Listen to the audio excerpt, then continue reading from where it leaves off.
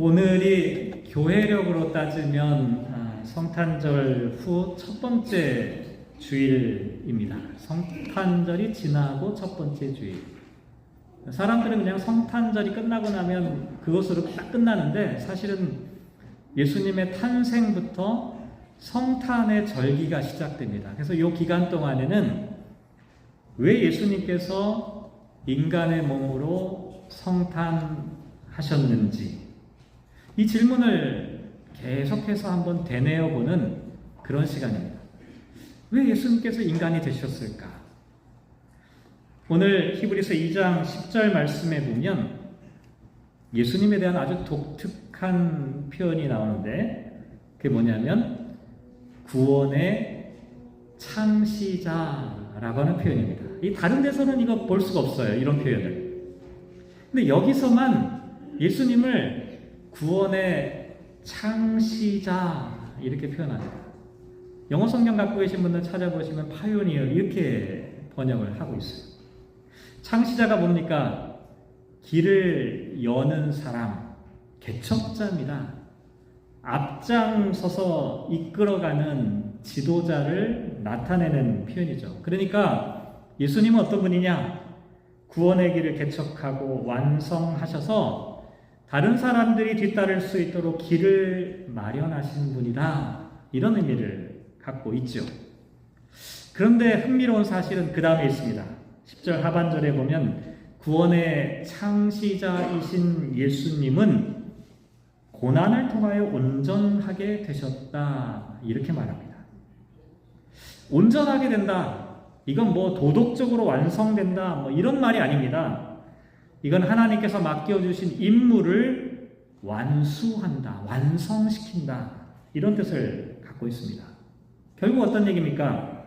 예수님께서는 고난을 통과하심으로 말미암아 구원의 창시자가 되셨다는 겁니다. 근데 생각해보면 당연한 일이에요. 왜냐하면 구원의 창시자가 뭡니까? 앞장서서 이끌어가는 지도자잖아요. 그러니까 누구보다도 인간의 고난을 알아야 하고 인간과 함께하는 사람이어야만 창시자가 될 수 있는 겁니다. 만약에 예수님께서 인간의 고난과 고통을 모르는 무감각한 전능자였다면 여러분, 예수님을 신뢰할 수 있겠습니까? 우리 상황 전혀 모르는 분이 우리의 구원의 창시자라고 하는 말을 여러분 믿을 수 있겠습니까? 믿기가 어려워요. 우리의 사정을 모르는 사람이 어떻게 우리의 창시자, 우리의 구원을 앞장서서 걸어가는 분이라고 말할 수가 있겠어요? 인간의 고난을 모르는 신은 인간을 구원한다는 말이 설득력을 갖기 어려운 이유가 여기에 있죠. 하지만 예수님께서는 인간으로 태어나셨습니다. 그냥 껍데기만 가지신 게 아니에요. 그냥 인간 자체로 인간의 본질을 그대로 갖고 이 땅에 태어나셨을 뿐만 아니라 고난받는 생애를 살아가셨죠. 이걸 히브리서 저자는 14절 말씀에 보면 자녀들은 혈과 육에 속하였음에 그도 또한 같은 모양으로 혈과 육을 함께 지니셨다, 이렇게 말합니다. 앞에서는 예수님께서 인간으로 태어나시는 이 고난을 통과하여 구원의 창시자가 되었다라고 말했는데, 여기서는 더 직접적인 표현입니다. 혈과 육. 인간이 갖고 있는 혈과 육. 근데 이거는 그냥 피와 몸만을 이야기하는 게 아닙니다. 인간의 유한함, 인간의 죽음, 인간의 실패, 인간의 상처, 인간의 버려짐, 인간의 유혹받음, 인간의 괴로움, 인간의 아픔, 이 모든 것을 상징하는 것이 혈과 육입니다. 예수님께서는 인간과 동일한 육체로 인간과 똑같은 모습으로 살아가셨다는 것.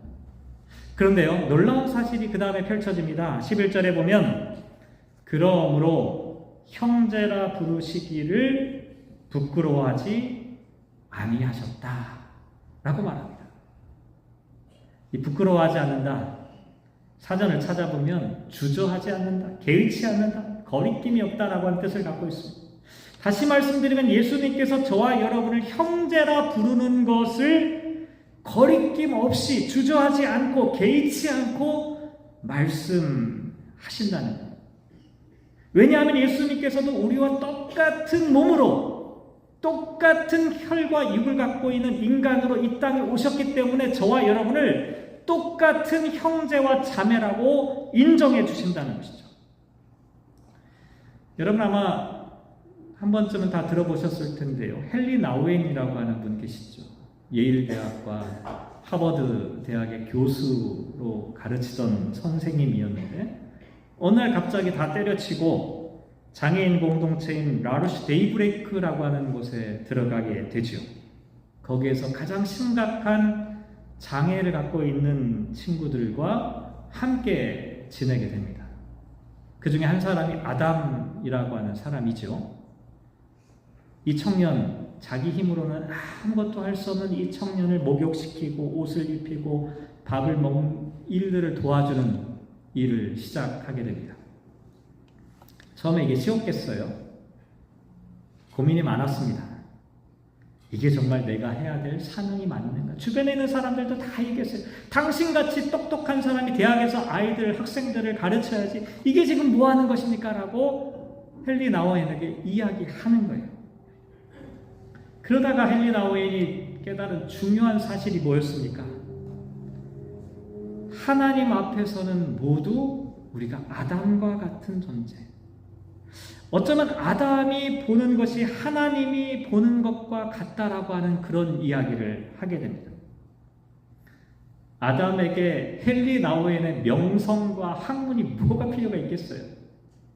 그렇지 않아요? 아무 의미가 없습니다. 여러분, 하나님 앞에서 우리가 갖고 있는 명성과 위대함과 우리의 부유함이 무슨 의미가 있겠습니까? 인간의 업적과 능력이 하나님 앞에서 우리의 가치를 결정한다고 할 수가 있겠습니까? 우리가 돈이 많으면 하나님이 우리의 가치를 더 인정해 주시고 우리가 높은 존재가 되면 하나님께서 우리를 존귀하게 보십니까? 아니잖아요. 하나님은 우리를 있는 그대로 그 자체로 보십니다. 이 사실을 깨달았던 헨리 나우엔이 이런 말을 하죠. 나는 아담으로부터 사랑을 배웠다. 하나님은 우리를 결코 부끄러워하지 않으신다. 우리의 능력이나 성공 여부와 상관없이 하나님은 우리를 사랑하는 자라고 부르신다. 헨리 나우엔이 깨달았던 깨달음이었습니다. 여러분 어떠신가요? 생각해보면 너무나 감사한 말씀 아닐까요? 하나님의 아들이신 예수님께서 인간의 몸으로 고난을 받고 성탄하신 게 그냥 예수님의 성탄으로만 끝나는 게 아니라 예수님이 우리와 똑같은 인간으로 되시고 똑같은 인간으로 되셔서 저와 여러분을 향해서 형제, 자매라고 부르는 것을 거리낌 없이 말한 이런 은혜를 우리에게 주시는 사건이 바로 성탄의 사건이라고 말하는 것이죠. 또 이 구원의 창시자라고 하는 표현을 우리가 조금 뜯어보면 어떤 의미가 담겨 있냐면 한편으로 예수님께서 우리를 자유롭게 하시고 다른 한편으로는 우리를 붙들어 주신다라고 하는 이중적인 의미가 있습니다. 오늘 보면 15절 말씀해 보면 또 죽기를 무서워함으로 한평생 매여 종노릇하는 모든 자들을 놓아주려 하십니다. 사실 인간은 두려움이 있어요. 근원적인 두려움인데요. 그 근원적인 두려움이 뭔지 아십니까? 죽음에 대한 두려움입니다. 공포입니다. 없는 것 같죠? 다 있어요. 누구나 다 죽음에 대한 두려움과 공포가 있습니다. 저희 어머니가 맨날 빨리 하나님 나라 갔으면 좋겠다 그냥 입버릇처럼 이야기하시지만 그 얘기 하실 때마다 저는 느낍니다. 두려움이 있으시구나. 공포가 있으시구나. 누구나 다 두려움이 있어요. 이 두려움 때문에 사람이 비겁해져요. 이 두려움 때문에 사람이 비굴해지기도 하고 인간이 타협하려고 하기도 하고 그렇게 살아가는 것이 인간의 모습입니다.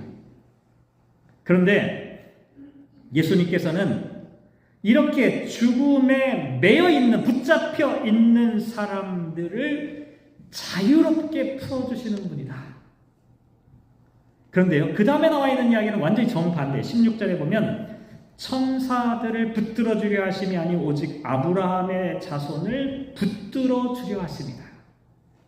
여기 붙들어 준다는 게 그냥 손을 잡아주는 정도가 아닙니다. 이거는 물에 빠졌어요. 어떤 사람이 물에 빠졌을 때 이 사람을 건져낼 때 정말 그 사람을 최선을 다해서 끌어올려주는, 그러면 어떻게 돼요? 손을 정말 꽉 잡아야 되는 상황이에요. 15절과 16절이 정반대의 이야기를 하고 있습니다. 예수님께서 구원의 창시자이신데 한편으로는 우리를 자유롭게 하시는, 우리를 풀어주시는 거예요. 우리가 죄와 욕망과 물질의 지배, 죽음의 이 두려움 가운데 꽉 묶여 있을 때 우리를 자유케 하시고 해방하시는 분이라는 거예요. 그런데 다른 한편으로 그 자유가 방종과 쾌락에 빠지지 않도록 우리를 붙잡아주는 분이기도 하다라고 말하는 것이죠. 헨리 나우엔의 책 가운데 보면 한 목사님에 대한 이야기가 언급이 되어 있어요. 존 볼턴이라고 하는 목사님이신데, 이 목사님도 아들이 하나 있었는데, 리키라고 하는 아들인데, 이 아들이 정말 심각한 중증 장애를 갖고 있는 친구였습니다.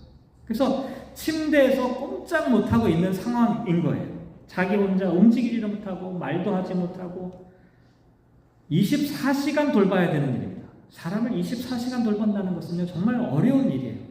목사님이 24시간 동안 이 아이를 돌보는 과정 가운데 지쳐버린 거예요. 나중에 원망하는 마음이 생깁니다. 하나님, 정말 내가 할 일이 많은데 왜 하나님의 사역을 감당해야 되는데 내가 정말 이 아이에게 매어 달려 있어야만 합니까? 라고 원망하는 마음을 갖게 되는 거예요. 그러다가 어느 날 문득 선광 같은 깨달음을 하나 얻게 돼요. 그게 뭐냐면, 내가 지금 아이를 24시간 돌보고 있다고 생각했는데 나중에 보니까 이 아이가 나를 돌보고 있다는 사실을 알게 된 거예요. 왜 그랬냐면, 이 아이의 존재로 말미암아 이 사람이 상당히 똑똑한 사람이었어요. 다른 사람들 앞에 무엇인가 대단한 것을 보여줄 수 있는 능력 있는 사람이었는데, 이 아이의 존재로 말미암아 이 사람이 자기 자랑을 하지 못하는 거예요. 겸손할 수밖에 없었던 거예요. 사랑이 무엇인지를 더 고민할 수밖에 없었던 거예요. 내가 이 아이, 내 자식조차도 이렇게 사랑하지 못하는데 내가 다른 사람들에게 사랑을 말할 수 있을까? 사랑에 대한 고민을 더 하게 되는 거예요. 결국 자기가 아이를 돌본다고 생각했는데 그게 아니었던 거예요. 리키를 통해서 자기가 깨달고 자기가 알아가는 시간들을 갖게 되었던 거죠. 근데 결국 이 아이가 죽게 됩니다. 이 아이의 마지막 장례식을 할 때 이 볼턴 목사님이 아이에게 마지막으로 이렇게 속삭여요. 리키야, 이제 아빠 손을 놓아도 괜찮아. 하지만 하늘에서는 하나님 아버지께서 너의 손을 꽉 붙잡아 주실 거야. 그러면서 이 볼턴 목사님이 했던 유명한 말이 있어요. 나는 리키를 통해서 놓아주는 사랑과 붙드는 사랑을 배웠다. 하나님이 우리를 사랑하시는 방식도 그렇다. 제가 이제 이 말씀을 좀 곰곰이 묵상하는데 그런 생각이 들더라고요. 우리도 좀 비슷해요. 사랑하는 사람을 붙잡아야 할 때가 있고요. 또 때로는 놓아야 할 때도 있더라고요. 이 갓난아기 어린아이가 막 넘어지려고 할 때 어떻게 돼요? 넘어지지 않도록 손을 꽉 붙잡아줘요. 이거 정말 사랑이에요. 근데 자식이 다 성장했어요.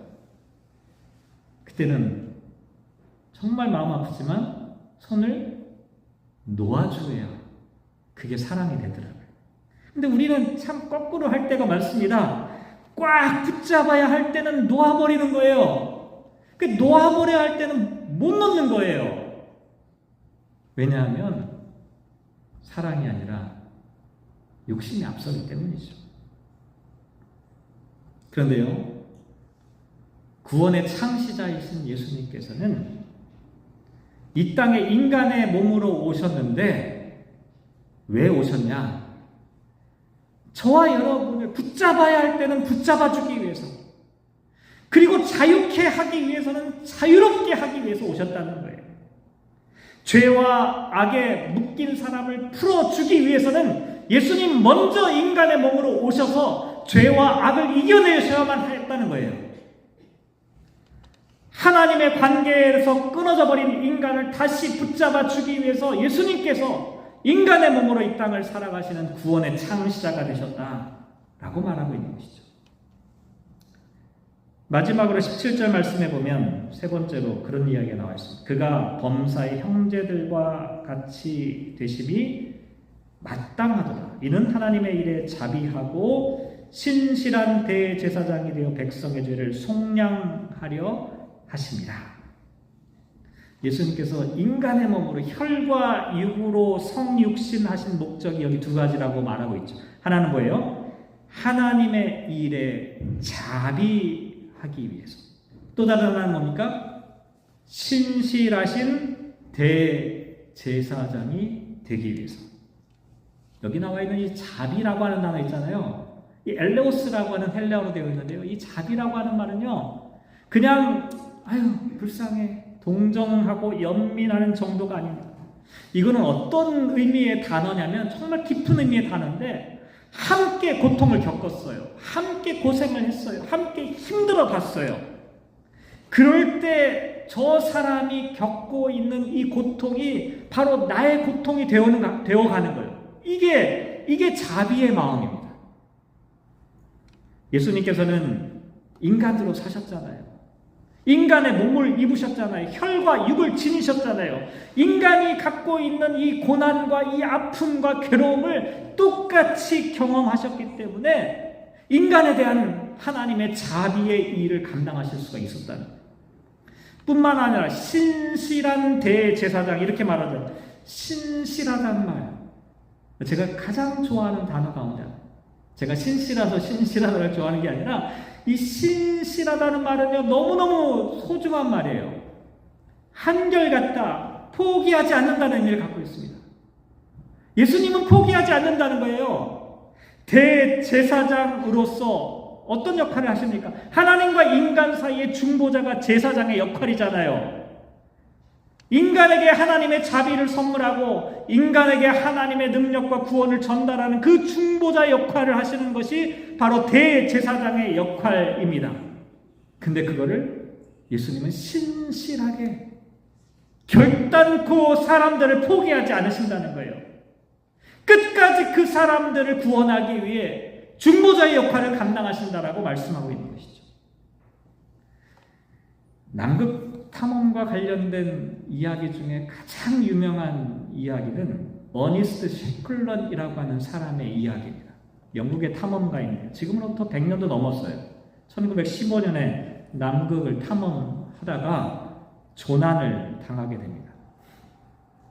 배가 9개월 만에 표류하고 결국은 침몰하고 엘리펀트라고 하는 섬에 파선하게 됩니다. 죽음이 목전에 있는 상황이었어요. 이 어니스트 셰클런이라고 하는 사람 28명과 함께 갔는데요. 22명을 남겨놓고 6명의 선발대를 이끌고 길을 찾으려고 애를 씁니다. 목숨을 걸지 않으면 할 수 없는 일이었습니다. 487일 만에 안전한 쉘터 기지를 찾게 되었어요. 그런데 이 사람 채 몸도 회복하기 전에 다시 남겨진 22명을 구조하기 위해 돌아갔습니다. 589일째 되는 날 셰클턴은 이 엘러펀트 섬에 도착하게 되었어요. 가장 먼저 도착해서 셰클턴이 외쳤던 말이 모두 무사한가? 라고 하는 외침이었습니다.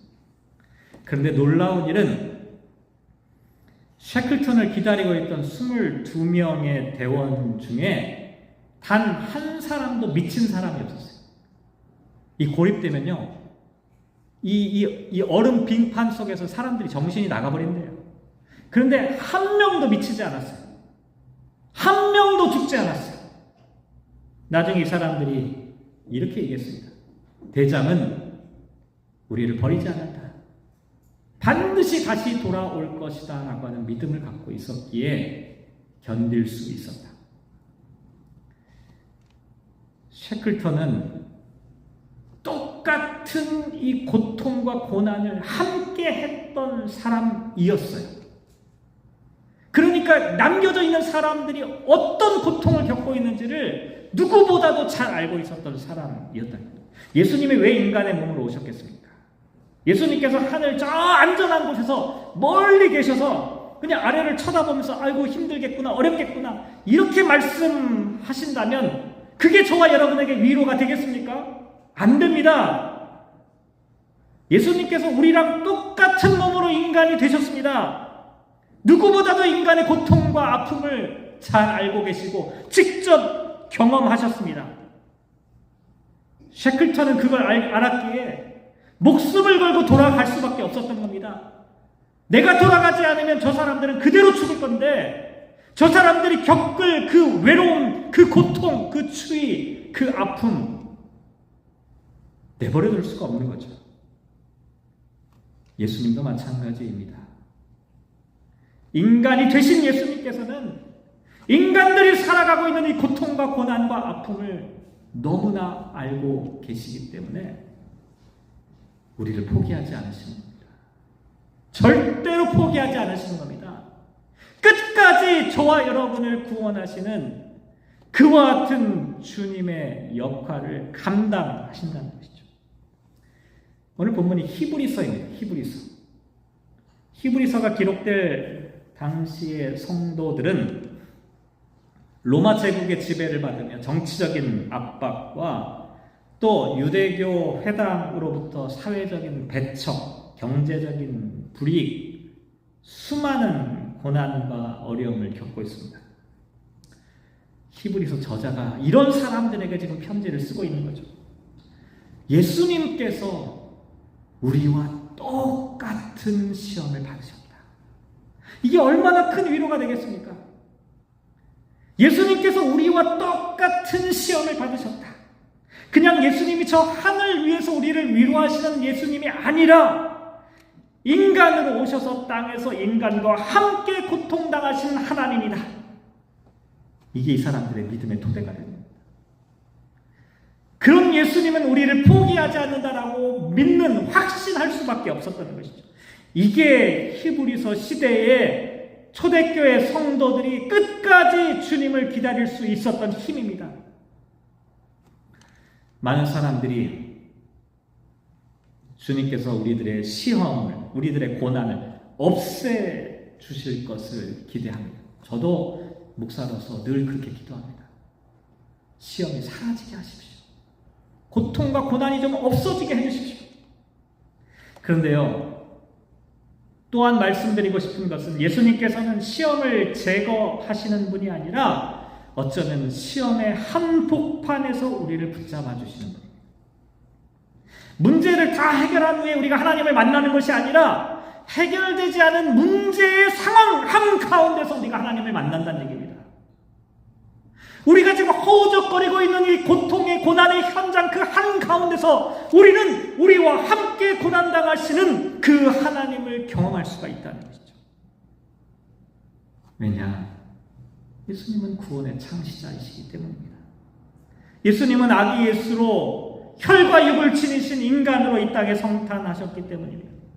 예수님은 이미 시험을 받아 고난을 당하셨은즉 시험받는 자들을 능히 도우실 수 있기 때문입니다. 여기 능히란 단어가 어떤 뜻인지 아십니까? 능히, 충분히, 실제로라고 하는 뜻을 갖고 있습니다. 예수님이 우리를 그냥 도와주실지도 모른다, 이게 아닙니다. 가능성이 아닙니다. 예수님은 충분히 실제로 고난 가운데 있는 사람들을 능히 도우실 수 있는 분이다. 그래서 우리가 힘들어도, 부끄러움 속에 있어도, 죄와 묶임 속에 있을지라도, 죽음의 두려움 속에 있을지라도 셰클턴이 다시 돌아올 것을 기대하고 확신하며 인내했던 것처럼 우리도 주님께서 반드시 돌아오셔서 우리를 구원하시고 이끌어주시고 해방하신다는 것을 기다리며 견뎌낼 수가 있는 것이죠. 성탄절에도 그런 말씀 드렸어요. 예수님 탄생 메리 크리스마스. 왜 기쁜 성탄이라고 고백하는 이유가 무엇입니까? 우리 그리스도인들에게 예수님의 성탄, 몸으로 오신 예수님의 성탄이 메리 크리스마스인 까닭은 여기에 있습니다. 예수님께서 인간이 되셨습니다. 저와 여러분을 구원하시기 위해서 인간의 몸으로 오셔서 구원의 창시자가 되셨기에 우리는 메리 크리스마스를 외칠 수밖에 없는 것이죠. 이와 같은 성탄의 축복, 다시 한번 우리 모든 성도님들의 삶 가운데 넘치도록 충만하시기를 주님의 이름으로 축복합니다. 기도하겠습니다. 사랑이신 하나님, 사랑으로 독생자를 이 땅에 보내주신 주님을 통해 구원의 창시자가 되게 하시고 혈과 육을 지니신 인간으로 성탄하셔서 인간의 고통과 아픔과 고난을 고스란히 감내하시도록 하셨습니다.